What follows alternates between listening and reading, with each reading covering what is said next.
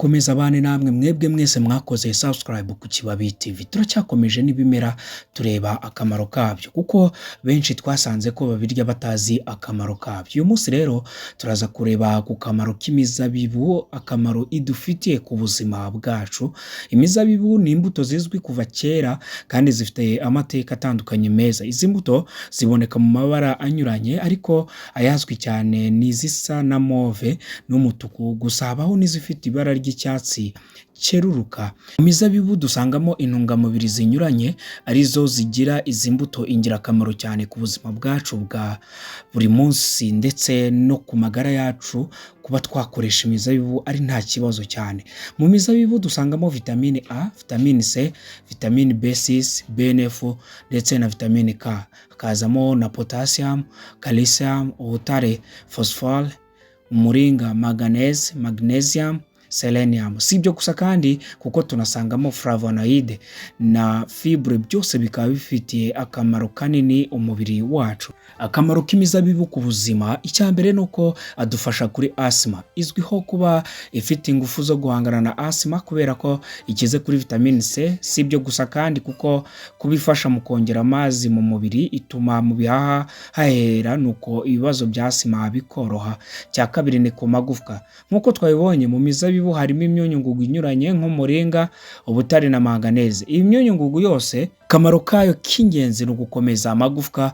Gukoresha ibikomoka ku mizabibu rero bifasha mu kurwanya indwara zikunze gufata abageze mu zabukuru zigahekenya amagufwa. By'umwihariko rero manganese ifasha mu gukorwa rya collagen no gutuma proteine zikoreshwa neza. Icya gatatu ni ku mutima. Imizabibu ituma igipimo cya nitric oxide mu maraso kizamuka. Ibi bigafasha mu kubuza amaraso kwipfundika akaba yaza kuvura. Kubw'ibyo rero imizabibu ni imbuto nziza wakoresha mu kurinda indwara zinyuranye z'umutima, kandi kuba harimo flavonoide bituma igipimo cya cholesterol kigabanyuka, nabyo bikarinda indwara z'umutima ndetse bikanafasha mu gusohora uburozi mu maraso. Icya kane ni migraine. Iyi ni indwara y'umutwe w'uruhande rumwe. Kunywa umutobe w'imizabibu ni ingenzi mu guhangana n'ubu burwayi. Ni byiza kunywa mu gitondo ukibyuka, nta kindi uvanzemo, yewe nta n'amazi ushyizemo.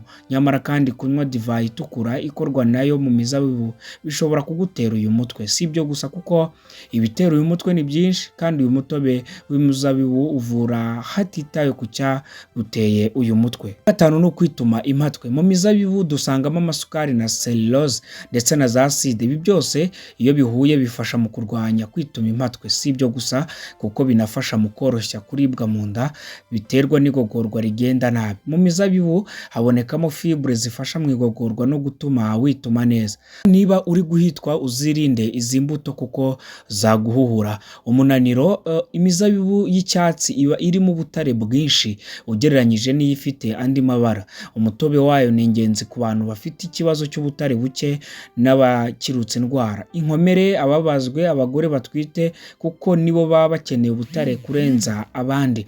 Twongereho ngo ni imizabibu y'icyatsi cyereruka kuko iyijimye ntabwo ifite ubutare bwinshi.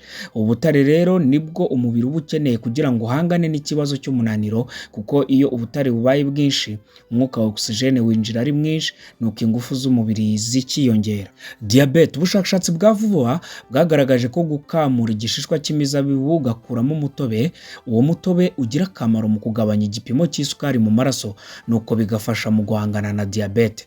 Mu mpyiko hakorerwa akazi gakomeye ko kuyungurura amaraso yose aba mu mubiri wacu. Imizabibu rero izwiho kugabanya uric acid ndetse ikanafasha mu kugabanya kuremererwa kw'impyiko. Iyi uric acid kandi iyo ibaye nyinshi yibika mu ngingo, ikaba ariyo akenshi itera indwara ya gute.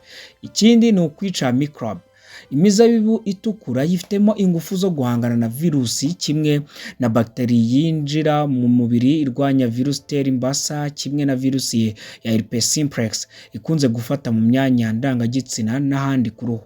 Inarwanya kandi bakteri zitera indwara mu nzira y'igogorwa, kanseri y'ibere. Ubushakashatsi rero buheruka gukorwa bugaragaza ko imizabibu isa na move igira akamaro mu kurinda kanseri y'amabere. Umutobe uva muri iyi mizabibu urwanya ibibyimba biza ku mabere, akaba ariyo mvano nyamukuru ya kanseri y'ibere.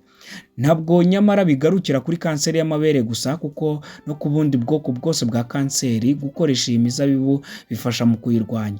Ibi biterwa n'uko mu mizabibu harimo resveratrol, ikaba izwiho kubyimbura no kurwanya kanseri. Iyi resveratrol by'umwihariko ni ingenzi mu kurinda kanseri y'amara n'iy'amabere.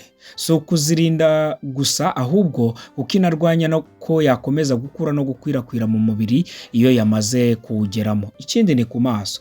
Imizabibu ishobora kandi kurwanya ubuhumyi bw'amaso bukunze gufata abageze mu zabukuru, aho baba batakireba neza, aribyo bizwi nka macular degeneration. Gukoresha imizabibu nk'uko byagaragajwe n'ubushakashatsi bwakorewe muri University of Miami bifasha mu gutuma imboni z'ijisho zikomeza gukora neza. Ubudahangarwa. Ku bijyanye n'ubudahangarwa, nk'uko twabibonye mu mizabibu harimo amavitamine anyuranye kimwe n'imyunyungugu myinshi. Kuba harimo vitamine C, K na A bituma ubudahangarwa bw'umubiri bugira ingufu. Ibi bikaba bigira uruhare rukomeye mu kuturinda indwara nyinshi zinyuranye. Mu gusoza, reka mbibutse ko imizabibu ikoreshwa mu buryo bunyuranye. Uburyo bwa mbere ni ukuyikoramo umutobe ukaba ari wo unywa gusa. Kugira ngo uyu mutobe ube wuzuye ni uko ukamura imizabibu gusa, nta kindi kintu uvanzemo, kandi ntugire n'amazi ushyiramo. Ukawunywa ari umwimerere, ntugombera ubwinshi, kandi niyo kaba agakombe gato cyane kaba gahagije. Ubundi buryo ni ukuyumisha, ariho imizabibu yumye izwi nka resin. Iyi mizabibu yumishijwe ifasha mu bindi binyuranye, harimo gufasha mu kongera ibiro, kuzimya umuriro, kurwanya indwara yo kubura amaraso no kongera ingufu mu gutera akabariro.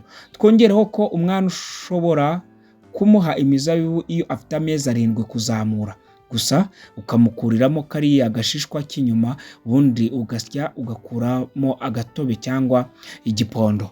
Kari akamaro k'imizabibu ku buzima bwacu. Reka mbabwire ngo mukomeze gukora subscribe ku Kibabi TV.